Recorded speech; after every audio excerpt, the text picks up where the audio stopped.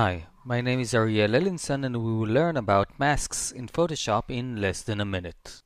Creating clip-in masks and layer masks in Photoshop can be a little intimidating for beginners, but actually they are very simple. So let's start. Time is running out. Clip-in masks simply clip the top layer based on the boundaries of the layer below it.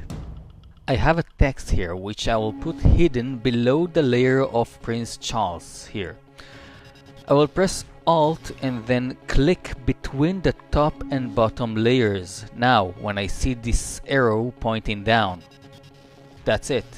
Removing this mask can be done the same way.